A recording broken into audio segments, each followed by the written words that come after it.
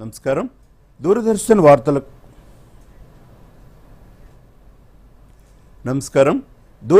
వార్తలకు స్వాగతం. నేను త్రిమూర్తులు. ముందుగా ముఖ్యాంశాలు.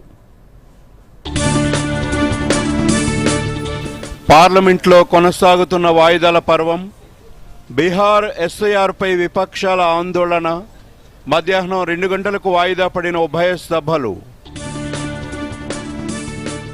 రాష్ట్ర వ్యాప్తంగా విస్తారంగా కురుస్తున్న వర్షాలు. ఎగువ ప్రాంతాల్లో భారీ వర్షాలతో నిండుతున్న ప్రాజెక్టులు. జూరాల, ఎల్లంపల్లి, శ్రీరామ్ సాగర్ ప్రాజెక్టు గేట్లను తెరిచిన అధికారులు. నేడు సర్దార్ సర్వాయి పాపన్న గౌడ్ జయంతి వేడుకలు.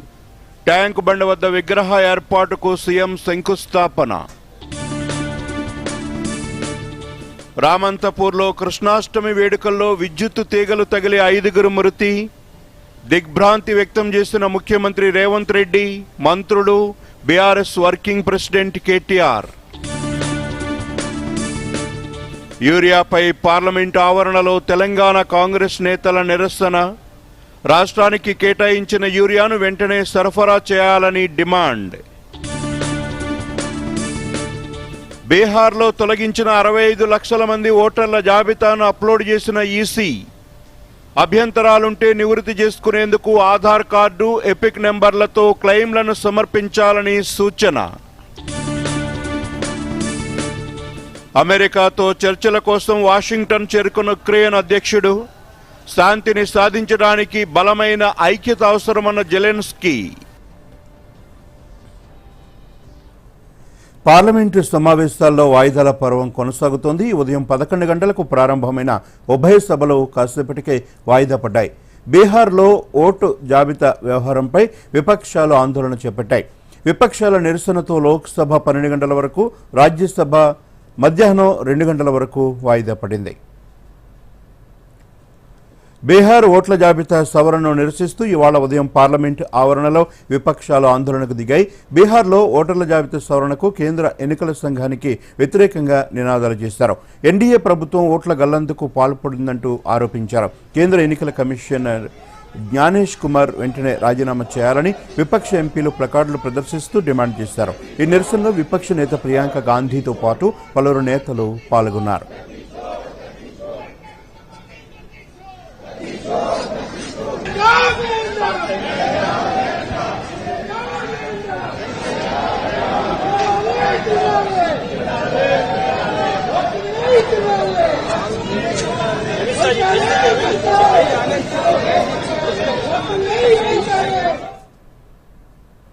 యూరియా కొరత అంశంపై పార్లమెంటు ఆవరణలో రాష్ట్ర కాంగ్రెస్ ఎంపీల నిరసన తెలిపారు. రాష్ట్రానికి కేటాయించిన యూరియాను వెంటనే సరఫరా చేయాలని డిమాండ్ చేస్తూ ప్లకార్డులు ప్రదర్శించారు. ఈ రోజు ఉదయం లోక్సభ సమావేశాలకు పాల్గొనేందుకు వచ్చిన ఎంపీలు సభ వాయిదా పడడంతో ఆవరణలో నిరసన కార్యక్రమాన్ని చేపట్టారు. ఈ సందర్భంగా నినాదాలు చేస్తూ నిరసన వ్యక్తం చేశారు. ఈ సందర్భంగా ఎంపీ మల్లు రవి మాట్లాడుతూ కేంద్రం నుంచి రావాల్సిన యూరియాను వెంటనే సరఫరా చేయాలని డిమాండ్ చేశారు.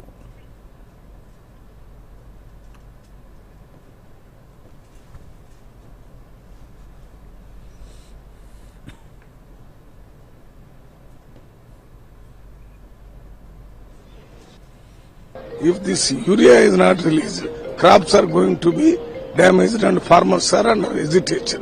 They do not want Congress government to have the facility of getting the allotted urea. This is with a political vendetta. They are not releasing. Today we are going to make protest here.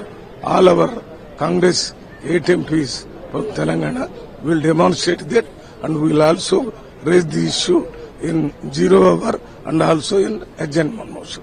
I have given, all our MPs have given adjournment motion and 0 hour also. If that comes in the house, we will talk to the parliament itself. If it is not, then we will demonstrate outside.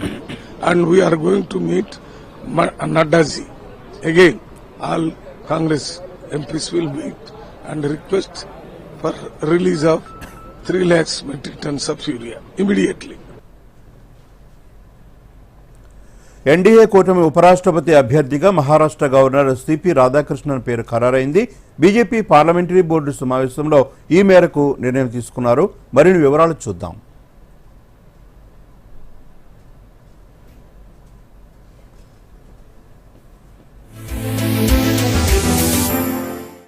కేంద్రంలో అధికారంలో ఉన్న NDA కూటమి ఉపరాష్ట్రపతి అభ్యర్థిగా Maharashtra governor Chandrapuram Ponnuswamy Radhakrishnan పేరు ఖరారైంది. ప్రధానమంత్రి Narendra Modi, party అధ్యక్షుడు JP Nadda ఆధ్వర్యంలో జరిగిన బీజేపీ పార్లమెంటరీ బోర్డు సమావేశంలో ఆయన పేరును ఎంపిక చేశారు. తమిళనాడుకు చెందిన సిపి రాధాకృష్ణన్ ప్రస్తుతం మహారాష్ట్ర గవర్నర్ గా సేవలందిస్తున్నారు. ఆర్ఎస్ఎస్ నేపథ్యం ఉన్న రాధాకృష్ణన్ ఓబీసీ నేత. తమిళనాడులో బలమైన గౌండర్ సామాజిక వర్గానికి చెందిన వ్యక్తి.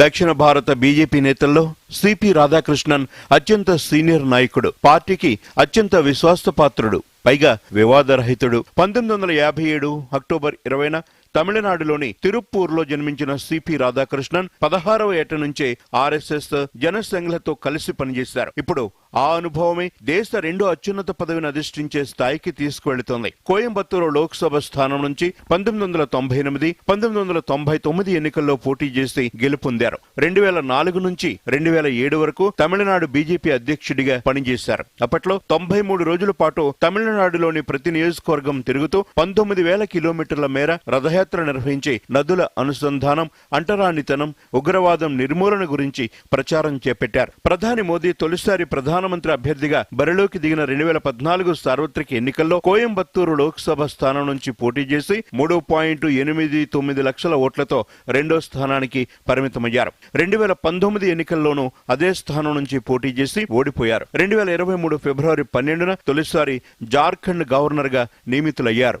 సిపి రాధాకృష్ణన్ జార్ఖండ్ గవర్నర్ గా పనిచేస్తున్న సమయంలో తెలంగాణ ఇన్ఛార్జ్ గవర్నర్ గా 2024 మార్చి 19న నియమితులయ్యారు. గవర్నర్ గా తమిళిసై రాజీనామాతో ఈ బాధ్యతలను అప్పుడు ఆయనకు అప్పగించారు. అదే సమయంలో పుదుచ్చేరికి ఇన్ఛార్జ్ లెఫ్టినెంట్ గవర్నర్ గాను వ్యవహరించారు.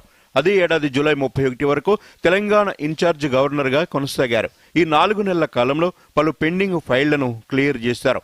ప్రభుత్వ బోధనాసుపత్రులు, వైద్య విద్యా సంచాలకులు, అదనపు వైద్య విద్యా సంచాలకులు, ప్రిన్సిపాళ్లు, సూపరింటెండెంట్ల పదవీ విరమణ వయస్సు 65 ఏళ్లకు పెంచే బిల్లుకు, టిమ్స్ యాక్టుకు రాధాకృష్ణన్ పదవీ కాలంలోనే ఆమోదం లభించాయి. సౌమ్యుడిగా పేరున్న రాధాకృష్ణన్ రాష్ట్ర ప్రభుత్వంతో సత్సంబంధాలు కొనసాగించారు. సిపి రాధాకృష్ణన్ 2016-20 మధ్య కాలంలో కాయర్ బోర్డు చైర్మన్ గా సేవలందించారు. 2004లో ఐక్యరాజ్య సమితికి వెళ్లిన భారత పార్లమెంటరీ బృందంలో సభ్యులుగాను ఉన్నారు. ఐక్యరాజ్య సమితి జనరల్ అసెంబ్లీ 58వ సమావేశంలో ప్రసంగించారు. 2020లో కేరళ బీజేపీ వ్యవహారాల ఇన్ఛార్జిగా నియమితులై 2022 వరకు పనిచేశారు. అయితే సిపి రాధాకృష్ణన్ ఉపరాష్ట్రపతి పదవి చేపడితే సర్వేపల్లి రాధాకృష్ణన్, ఆర్ వెంకట్రామన్ల తరువాత తమిళనాడు నుంచి ఆ పీఠాన్ని అధిష్ఠించిన 3వ వ్యక్తిగా రికార్డులకు ఎక్కుతారు. Bureau report, Doordarshan news.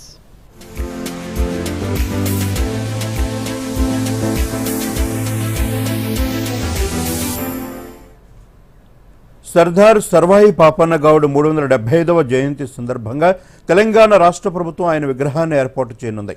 Tank బండ వద్ద బుద్ధ పూర్ణిమ ప్రాజెక్టు ఆఫీస్ ఎదురుగా సర్దార్ సర్వాయి పాపన్న గౌడ్ విగ్రహానికి ఈరోజు ముఖ్యమంత్రి రేవంత్ రెడ్డి, ఇతర మంత్రులు విగ్రహానికి శంకుస్థాపన చేశారు.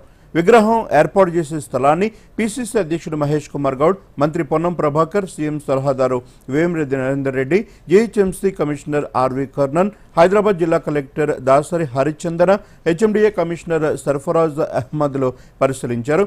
శంకుస్థాపన తర్వాత ముఖ్యమంత్రి రేవంత్ రెడ్డి రవీంద్ర భారతిలో జరిగే పాపన్నగౌడ్ జయంతోత్సవాల్లో పాల్గొన్నారు.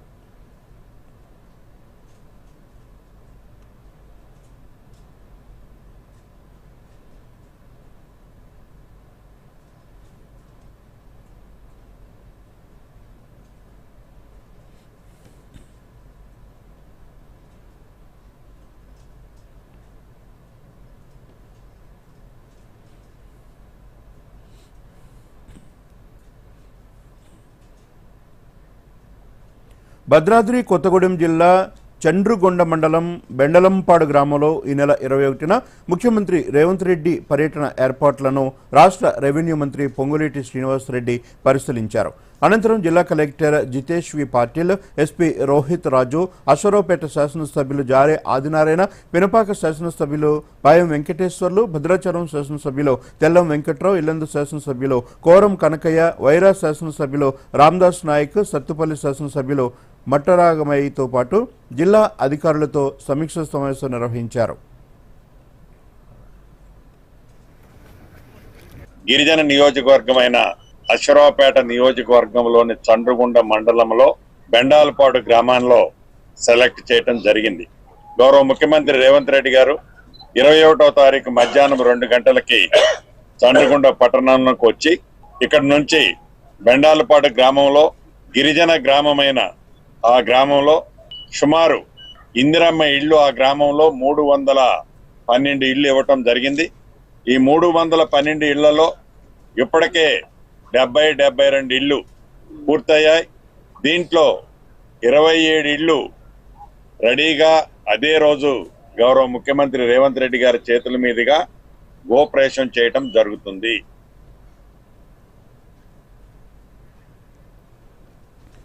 హైదరాబాద్ రామంతపూర్లోని గోఖలే నగర్లో శ్రీకృష్ణాష్టమి ఊరేగింపులో జరిగిన దుర్ఘటన అత్యంత విషాదకరమని ముఖ్యమంత్రి రేవంత్ రెడ్డి అన్నారు.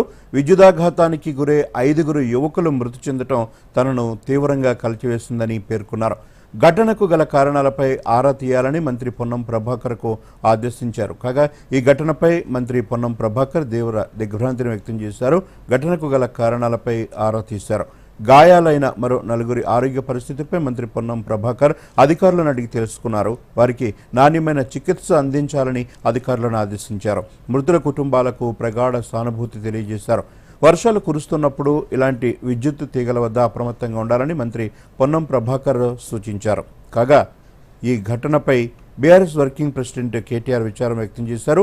పండుగ వేళ జరిగిన ఈ దుర్ఘటన చాలా బాధాకరమని చెప్పారు. మృతుల కుటుంబాలకు ప్రగాఢ సానుభూతిని తెలియజేశారు. గాయపడిన వారు త్వరగా కోలుకోవాలని ఆకాంక్షించారు. ఇటువంటి ప్రమాదాలు పునరావృతం కాకుండా అధికారులు తగిన జాగ్రత్తలు తీసుకోవాలన్నారు. రాష్ట్రంలో వర్షాలు ఎడతెరిపి లేకుండా కురుస్తున్నాయి. సంగారెడ్డి, మెదక్ జిల్లాల్లో పలుచోట్ల భారీ వర్షాలు పడుతున్నాయి. ఎడతెరిపి లేకుండా కురుస్తున్న వర్షాలకు లోతట్టు ప్రాంతాలు జలమయమయ్యాయి. రోడ్లపైకి వర్షపు నీరు వచ్చి చేరింది. పలుచోట్ల వాగులు పొంగి పొర్లుతున్నాయి. రాకపోకలు బంద్ అయ్యాయి. మెదక్ జిల్లా తూప్రాన్ మండలం ఇస్లాంపూర్లో 17.9 సెంటీమీటర్ల భారీ వర్షం కురిసింది. కౌడిపల్లిలో 17.2 సెంటీమీటర్లు, పెద్ద శంకరంపేట 16.4, దామరంచ 15.8, మాసాయిపేట 14.8 సెంటీమీటర్ల వర్షపాతం నమోదైంది. సంగారెడ్డి జిల్లా కంగ్రిలో 17 సెంటీమీటర్ల భారీ వర్షపాతం నమోదైంది. కల్కేర్ 11.9, కడ్పాల్ 10.6, అన్నసాగర్ 10.3 సెంటీమీటర్ల మేర భారీ వర్షపాతం నమోదైంది. సిద్దిపేట జిల్లాలోని గౌరారంలో రికార్డు స్థాయిలో 23.6 సెంటీమీటర్ల వర్షపాతం నమోదైంది. అలాగే రాష్ట్రంలోని మిగిలిన ప్రాంతాల్లో కూడా భారీ వర్షపాతాలు నమోదయ్యాయి. కాగా హైదరాబాద్లో నిన్న రాత్రి నుంచి ఈరోజు ఉదయం వరకు ఎడతెరిపి లేకుండా వర్షం కురిసింది. అలాగే అక్కడక్కడ తేలికపాటి నుంచి మోస్తరు వర్షం నమోదైంది. నిన్న అత్యధికంగా హైదర్ నగర్లో 4.5 సెంటీమీటర్ల వర్షపాతం నమోదు కాగా మల్కాజ్గిరిలో 4.4, కూకట్పల్లిలో 4.3, కాప్రా, శేర్లింగంపల్లిలో 4.2, కుత్బుల్లాపూర్, అల్వాల్, బిహెచ్ఎల్, రామచంద్రపురంలో 4 సెంటీమీటర్ల వర్షపాతం నమోదైంది. అటు నేరేడ్మెట్, ఉప్పల్, మల్లాపూర్, గాజుల రామారం, లింగంపల్లి, మౌలాలి, ముషీరాబాద్, సఫీల్గూడ, షేక్పేట్, బంజారా హిల్స్, పటాన్ చెరో, చందానగర్, ఖైరతాబాద్, బోరబండలో 3 సెంటీమీటర్ల వర్షపాతం నమోదైంది. మెదక్ జిల్లాలోని ప్రసిద్ధ పుణ్యక్షేత్రం ఏడుపాయల వనదుర్గమ్మ ఆలయం సమీపంలో ఉన్న మంజీరా ఉధృతంగా ప్రవహిస్తోంది. భారీ వర్షాలు, వరద కారణంగా ఎగువన ఉన్న సింగూరు జలాశయంలో నీటి మట్టం పెరిగింది. దీంతో అధికారులు ప్రాజెక్టు నుంచి నీటిని దిగువకు విడుదల చేస్తున్నారు. ఈ నీరు చేరడంతో మంజీరా నదిలో వరద ప్రవాహం పెరిగింది. ఈ క్రమంలో ఏడుపాయల ఆలయం వద్ద నదీపాయ ఉధృతంగా ప్రవహిస్తోంది. కృష్ణానది పరివాహక ప్రాంతంలో కురుస్తున్న భారీ వర్షాలకు కృష్ణానదికి వరద పోటెత్తుతోంది. జూరాలకు ఎగువ నుంచి భారీగా వరద వస్తుండటంతో 21 జూరాల ప్రాజెక్టు గేట్లు ఎత్తి వరద నీటిని కిందికి వదులుతున్నారు. ఎగువ నుంచి జూరాలకు 1,55,000 క్యూసెక్కుల వరద నీరు వస్తుండటంతో 21 గేట్ల ద్వారా 1,45,971 క్యూసెక్కుల నీటిని దిగువకు వదులుతున్నారు. ప్రాజెక్టు ద్వారా జల విద్యుత్ ఉత్పత్తి చేస్తూ 33,010 క్యూసెక్కుల నీటిని ప్రాజెక్టు ద్వారా కిందికి వదులుతున్నారు. జూరాల కుడి ఎడమ కాలువల ద్వారా 1,100 క్యూసెక్కుల నీటిని పొలాలకు వదులుతున్నారు. మొత్తం ప్రాజెక్టు ద్వారా 1,80,136 క్యూసెక్కుల నీటిని శ్రీశైలం ప్రాజెక్టు వైపు వదులుతున్నారు. ములుగు జిల్లాకు వాతావరణ కేంద్రం రెడ్ అలర్ట్ జారీ చేసింది. భారీ వర్షాల పట్ల అప్రమత్తంగా ఉండాలని మంత్రి సీతక్క సూచన చేశారు. అధికారులు ఎప్పటికప్పుడు అప్రమత్తంగా ఉండాలని, ప్రజలు స్వీయ నియంత్రణ పాటించాలన్నారు. ములుగులో వరద నిర్వహణ కమిటీ ఏర్పాటు చేశామన్నారు. అధికారులు కేటాయించిన ప్రాంతాల్లో విధులకు హాజరై ప్రజలకు సహాయ చర్యలు అందించాలని మంత్రి ఆదేశించారు.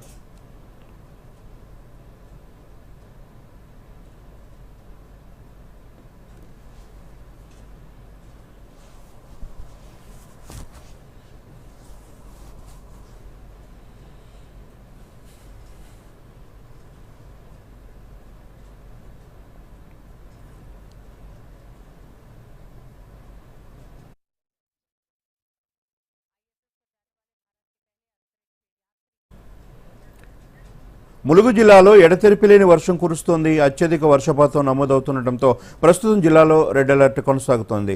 మంగపేటలో అత్యధికంగా వర్షపాతం 19 సెంటీమీటర్లు నమోదైంది. ఏటూరు నాగారంలో 16 సెంటీమీటర్లు, వెంకటాపురంలో 15 సెంటీమీటర్లుగా నమోదైంది. గోదావరి పరివాహక ప్రాంతాలు మంగపేట, ఏటూరు నాగారం, వాజేడు, వెంకటాపురం మండలాల్లో లోతట్టు గ్రామాల్లోకి నీరు చేరుతోంది. జిల్లాలో అధిక వర్షాల నేపథ్యంలో జిల్లా కలెక్టర్ సూచన మేరకు విద్యాశాఖ అధికారులు అప్రమత్తమయ్యారు. పాఠశాలలకు నేడు కూడా సెలవు ప్రకటించారు. వరద ప్రాంతాల్లో ఉన్న ప్రజలను సురక్షిత ప్రాంతాలకు తరలించేందుకు పునరావాస కేంద్రాలు కూడా ఏర్పాటు చేశారు. ములుగు జిల్లాలో వర్షాలకు సంబంధించి మరిన్ని వివరాలు మా ప్రతినిధి నరేందర్ అందిస్తారు. నరేందర్, చెప్పండి, ములుగు జిల్లాలో రెడ్ అలర్ట్తో అధికారులు ఎలాంటి చర్యలు చేపట్టారు? జిల్లాలో ఇప్పుడు పరిస్థితి ఎలా ఉంది? ములుగులో 2-3 రోజులుగా ఎడతెరిపి లేకుండా వర్షాలు అయితే దంచి కొడుతున్నాయి. ప్రస్తుతం లోతట్టు ప్రాంతాలు అయితే జలమయం అవుతున్నటువంటి పరిస్థితి అయితే మనకు కనిపిస్తుంది.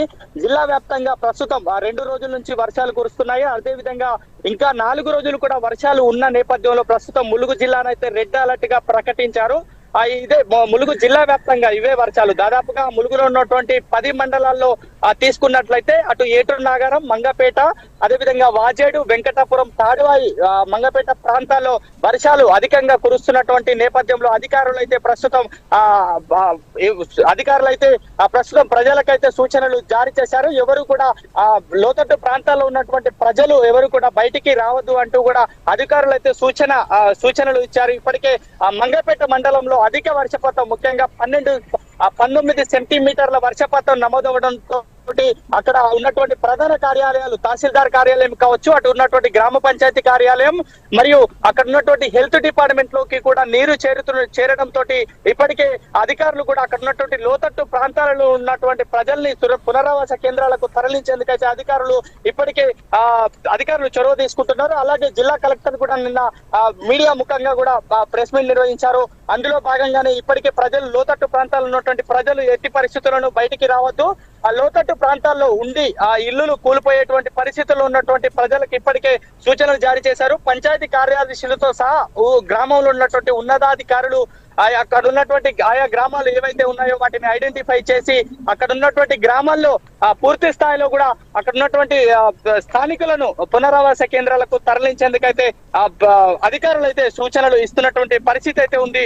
ముఖ్యంగా మంగపేట మండలంలో 19 సెంటీమీటర్లు వర్షపాతం నమోదు కాగా అటున్నటువంటి ఏటూరు నాగారంలో 16 సెంటీమీటర్లు, అదేవిధంగా అటున్నటువంటి వాజేడు, వెంకటాపురం ప్రాంతాల్లో 15 సెంటీమీటర్ల వర్షపాతం నమోదైంది. ఇప్పటికే ఎడతెరిపి లేకుండా వర్షాలు కురుస్తుండటంతో అటున్నటువంటి గ్రామాల్లోని పొంగి పొరులుతున్నాయి. సుమారు సార్ చెప్పండి నరేందర్, ఇప్పుడు వరద ప్రభావిత ప్రాంతాల్లో పునరావాస కార్యక్రమాలపై మీ దగ్గర ఉన్న సమాచారం ఏంటి? ఇప్పటికే జిల్లా కలెక్టర్ 58 పునరావాస కేంద్రాలను అయితే ఏర్పాటు చేశారు.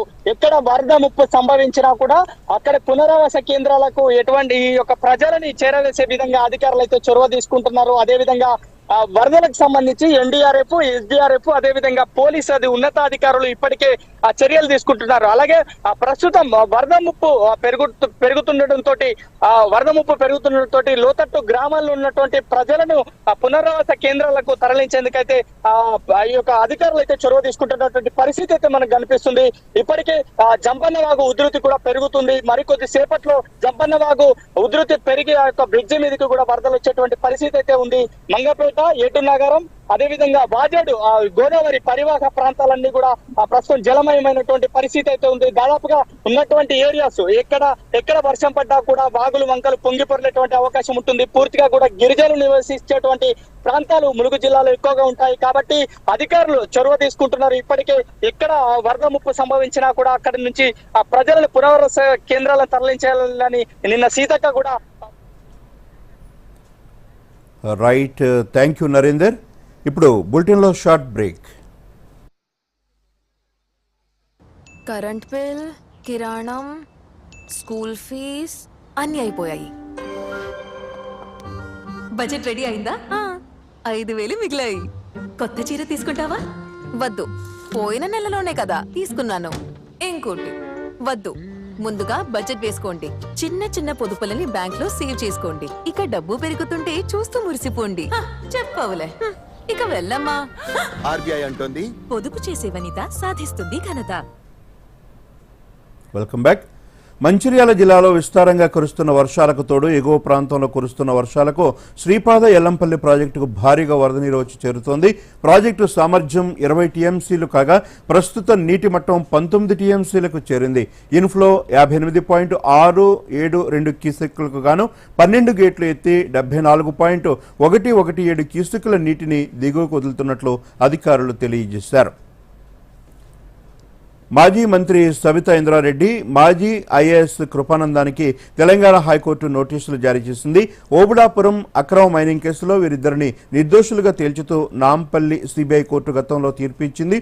ఈ తీర్పును సవాలు చేస్తూ హైకోర్టులో సిబిఐ పిటిషన్ దాఖలు చేసింది. ఈ క్రమంలో ఉన్నత న్యాయస్థానం కౌంటర్ దాఖలు చేయాలని ఉన్నత న్యాయస్థానం సబితా ఇంద్రారెడ్డి, కృపానందాన్ని ఆదేశించింది. విచారణకు వచ్చే నెలకు వాయిదా వేసింది.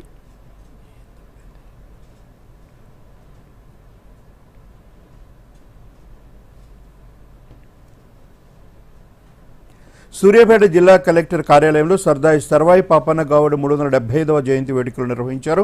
ఈ వేడుకలకు జిల్లా కలెక్టర్ తేజస్ నందలాల్ పాపన్న చిత్రపటానికి నివాళులర్పించారు. ఈ సందర్భంగా కలెక్టర్ మాట్లాడుతూ సర్దార్ సర్వాయి పాపన్న గౌడ్ స్ఫూర్తితో నాణ్యమైన విద్యను అందరికీ అందించే దిశగా ప్రభుత్వం కృషి చేస్తోందన్నారు. విద్యార్థులు విద్య, వైద్య రంగాల్లో మెరుగైన ఫలితాలను సాధించాలని ఆకాంక్షించారు. సర్దార్ సర్వాయి పాపన్న గౌడ్ ఆశయాలతో ముందుకు వెళ్లాలని పిలుపునిచ్చారు.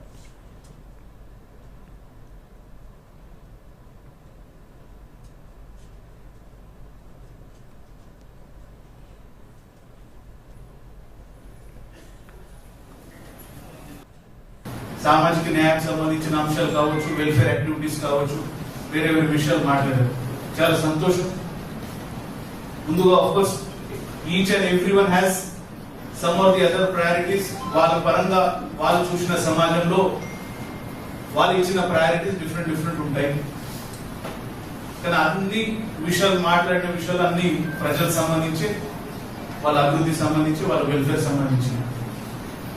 నేను ఈరోజు ప్రత్యేకంగా మీకు కోరేది ఏంటంటే ఈ అన్ని అంశాలు మనం ముందు తీసుకోవద్దు.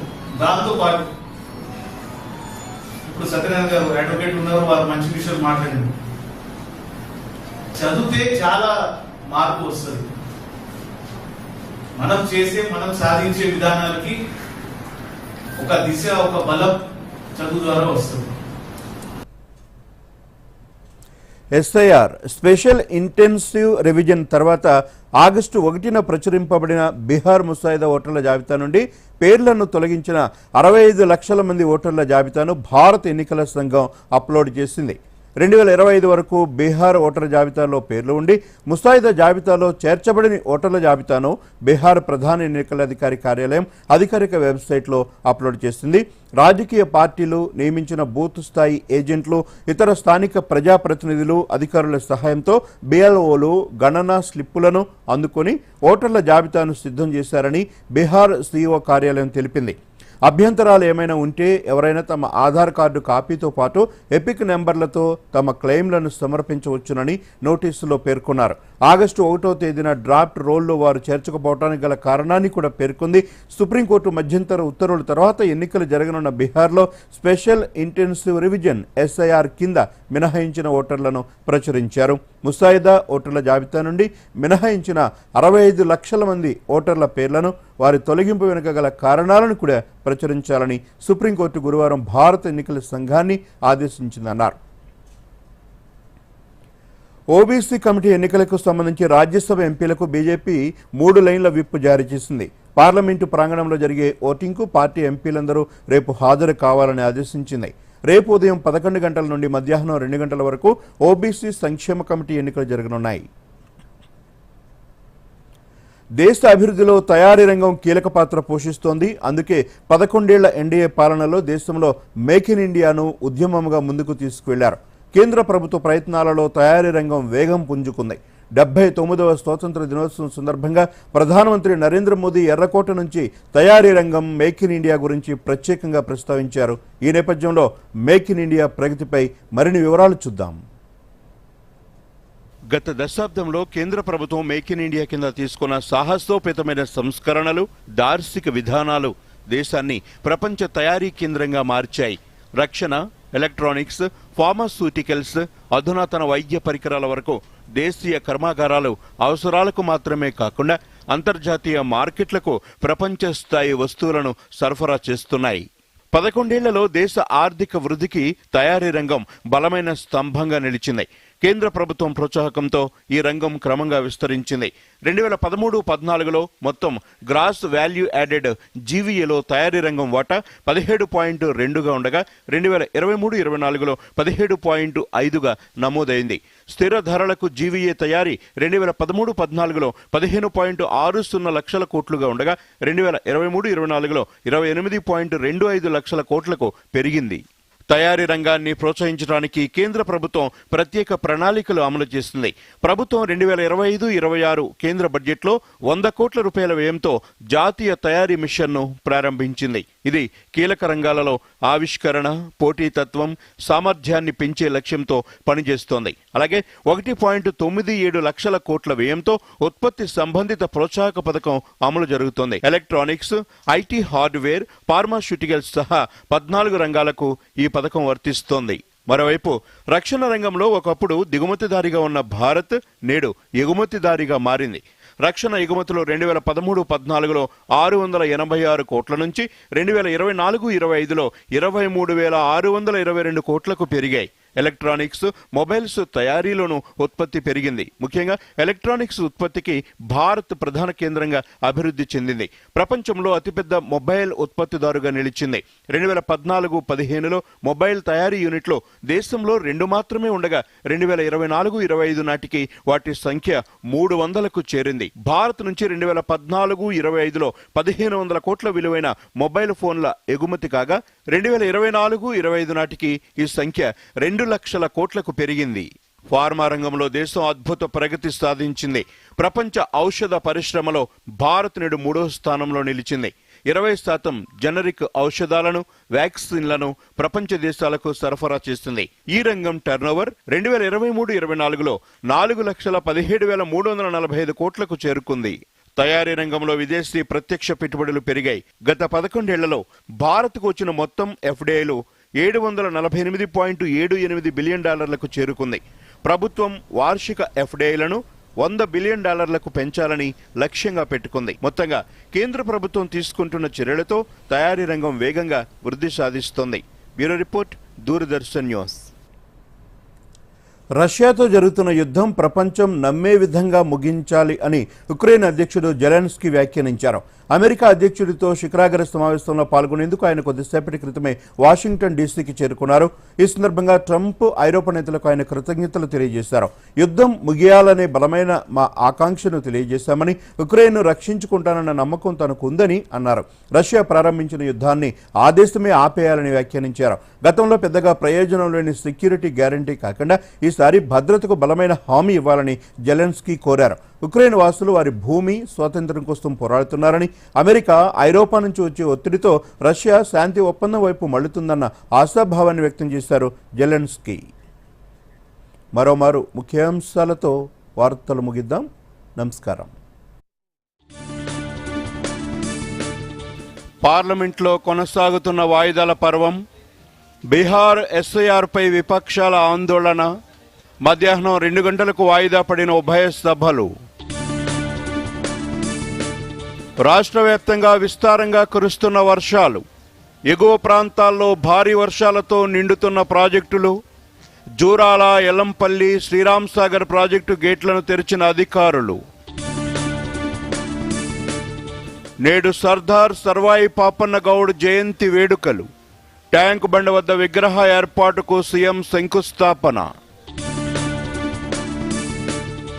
రామంతపూర్లో కృష్ణాష్టమి వేడుకల్లో విద్యుత్తు తీగలు తగిలి 5 మృతి. దిగ్భ్రాంతి వ్యక్తం చేసిన ముఖ్యమంత్రి రేవంత్ రెడ్డి, మంత్రులు, బీఆర్ఎస్ వర్కింగ్ ప్రెసిడెంట్ కేటీఆర్. యూరియాపై పార్లమెంటు ఆవరణలో తెలంగాణ కాంగ్రెస్ నేతల నిరసన.